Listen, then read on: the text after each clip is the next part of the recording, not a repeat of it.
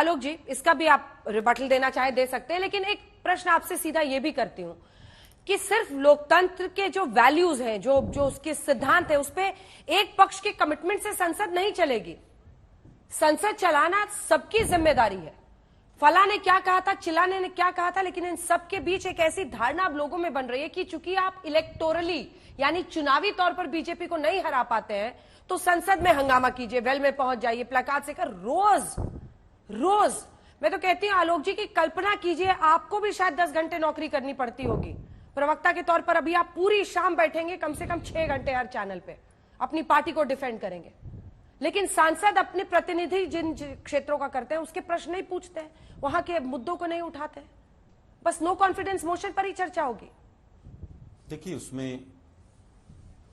देखिए मुझे लगता है अंजना जी बिल्कुल सही बात है। अगर सरकार की नीयत ठीक होती और सरकार अपने इशू को डाइवर्ट नहीं करती कि ये तो स्पीकर महोदय का मामला है, आप ही के चैनल पर देश के गृह मंत्री ने कहा, तो जब देश के गृह मंत्री और सरकार जब गुमराह करने लगे देश को, तो विपक्ष के पास कोई हथियार नहीं बचता है। विपक्ष को अपनी बात रखने का मौका भी न दिया जाए तो स्वाभाविक है कि प्लेकार्ड भी होंगे और विपक्ष की आवाज को संसद में उठाया जाएगा। क्या देश के गृह मंत्री को यह नहीं पता कि संसद की कितनी लेयर की सुरक्षा है और किसकी जिम्मेवारी है? अपनी जिम्मेवारी से पल्ला झाड़ते हुए अगर देश के गृह मंत्री दिखेंगे तो विपक्ष को आवाज उठानी पड़ेगी। दूसरी बात, इलेक्टोरल हार जीत। अरे भाई 40 से ज्यादा बीजेपी चुनाव हारी है 2014 के बाद। हमने तो कभी नहीं कहा कि बीजेपी हार गई इसलिए हंगामा कर रही है, और बीजेपी पहले हारती रहती थी, ये तो कुतर्क किसी ने नहीं दिया कि बीजेपी राज्यों में हार गई है इसलिए संसद में हंगामा कर रही है। 2G पे हंगामा इसलिए हुआ था क्या कि राज्यों में बीजेपी हार गई थी इसलिए यहां पर हंगामा हो रहा था?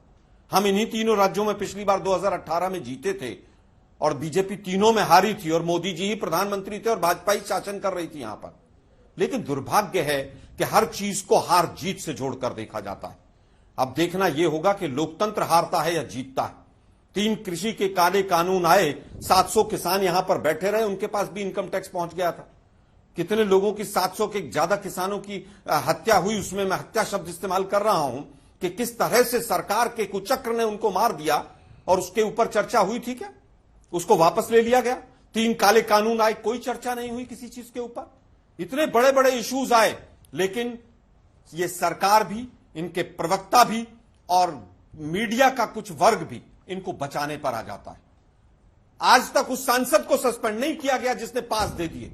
महुआ मित्रा ने केवल पासवर्ड दिया तो उसके ऊपर हंगामा हो गया, लेकिन जिसने पास दिए और वो भी 5-6 राज्यों के अलग अलग लोगों से, केवल पासवर्ड। मैं फिर कहूंगा, देखिए अभी आ गए ना आप तुरंत आ गए महुआ के खिलाफ।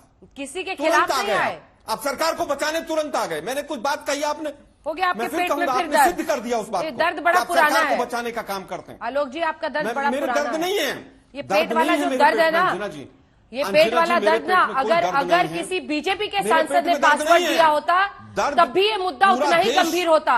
अगर प्रताप सिम्हा के हस्ताक्षर से पास बना जिससे 2 लोग आए तो उतना ही गंभीर मुद्दा है। अगर मैंने प्रताप सिम्हा पूछा था तब आपके पेट का दर्द नहीं निकला, लेकिन महुआ मोइत्रा पर प्रश्न कर लिया तो पेट। तो आप अपना संतुलन देखिए कि आप लोगों के हाथ में जो तराजू है वो कितना दाएं बाएं घूम चुका है। मैंने दोनों को पिछले 3 मिनट में दर्शक समझ गए होंगे किसके पेट में कितना दर्द। बिल्कुल दर्शक हमसे ज्यादा समझदार एकदम, वो तो दिख रहा है। आप ये बताइए कि संसद चल पड़ी, नई पार्लियामेंट में पहुंच गए। अब स्पीकर महोदय कह रहे हैं कि हाई पावर्ड कमेटी बनेगी, योजना बनेगी, सुझाव मांगे जाएंगे, और बीजेपी सांसद से हम एक सवाल नहीं करेंगे। दिल्ली पुलिस भी सवाल पूछेगी तो 1 हफ्ते के बाद पूछेगी, और उसके बाद भी आपसे भी पहले प्रताप सिम्हा पर मैंने सवाल पूछा था। सारी की सारी विपक्ष की है, प्ले कार्ड क्यों लेकर चले गए? पूछ लिया, अच्छी बात है, अच्छी बात नहीं। अरे आपका सर्टिफिकेट थोड़ी चाहिए ना, कोई एग्जाम में मैं बैठी हूँ आपके सामने, सिर्फ आप लोगों को कह रही हूँ कि जब धूल चेहरे पे हो तो आईना मत पोंछते रहा करिए। अगर मैंने प्रताप सिम्हा पर प्रश्न किया तो मैं महुआ मोइत्रा पर भी करूंगी। अगर आप कहेंगे सिर्फ पासवर्ड दिया है, ये गलत बात है, इसको छोटा मत बनाइए, बहुत गंभीर विषय है। चाहे वो बीजेपी का सांसद हो, टीएमसी का या कांग्रेस का, जो गलत है वो गलत है। अंजना जी, अगर गलत को गलत मीडिया के साथ ही पिछले 9 साल में कहते तो इतनी बड़ी बड़ी गलतियां ही नहीं होती।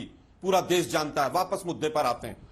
अभी बीजेपी के प्रवक्ता महोदय कह रहे हैं कि क्लास टीचर अगर एक बच्चे को बाहर कर दे, मतलब स्पीकर और जो हमारे चेयरमैन साहब हैं वो क्लास टीचर हैं और बाकी सब स्टूडेंट बैठे हैं वहां पर। ये सोच है, अहंकार की पराकाष्ठा है ये, कि वो क्लास टीचर कह रहा है कि स्टूडेंट से बाहर चले जाइए। ये बीजेपी के एक प्रवक्ता और एक सांसद इस तरह की शब्दावली का इस्तेमाल कर रहे हैं।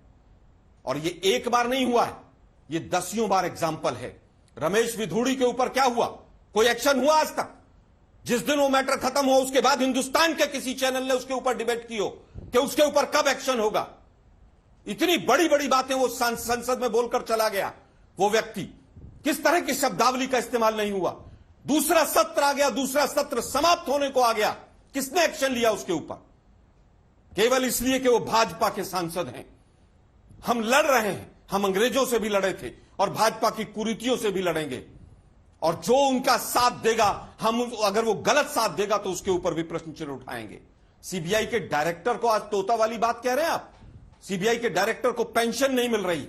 देश के प्रधानमंत्री दूसरे सांसदों के गठबंधन को घमंडिया कह के वोट मांगते हैं।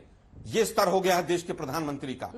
अब हम पूछेंगे आपसे एक महीने बाद, अंजना जी, एक बार लाल डायरी और कन्हैया पर दोबारा से डिबेट करके दिखाइएगा। अब इनका लंबा वाच हो गया है, मैं जवाब दे दूं।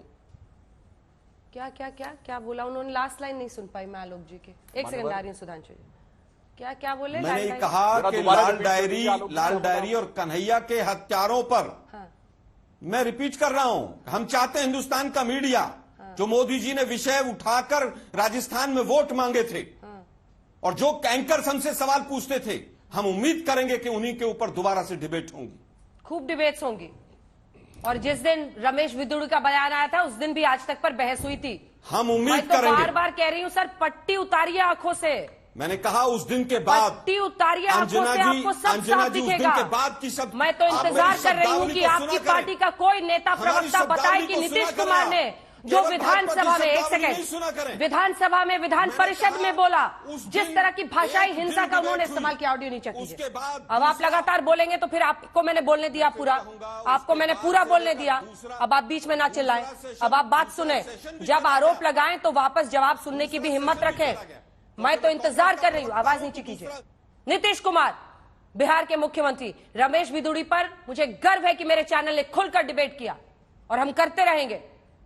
लेकिन नहीं आप लोगों की आवाज निकली नीतीश कुमार पर, क्योंकि गठबंधन के साथी हैं आपके। जिस तरह की महिलाओं के खिलाफ भाषाई हिंसा उन्होंने की है, पूरे देश को, महिलाओं को शर्मसार किया, बिहार को शर्मसार किया है, उस पर कोई कुछ नहीं बोला। इंतजार कर रहे हैं कि आपके शीर्षस्थ नेता उस पर भी दो लाइन कहते। बात करते हैं संतुलन की और देखिए आलोक जी, जो दूसरी जगहों का जो बोझ है ना, उसको ढोके मेरे साथ बहस करने मत आइए। अगर वो प्रश्न पूछने आप वहां पर जाकर पूछे, जो यहां पर चर्चा हो रही है उस पर जवाब दीजिए। बिल्कुल आप यही करते हैं। कहा। अगर मैंने प्रताप सिम्हा पर प्रश्न किया तो मैंने किया, आपसे पहले किया। महुआ मोइत्रा को अगर आप कहेंगे सिर्फ पासवर्ड दिया था तो पूछूंगी आपसे। पूरा हिंदुस्तान। और तीसरा, याद रखिए, अगर नीतीश कुमार ने बोला था उस पर भी आप सबको मुंह खोलना चाहिए था।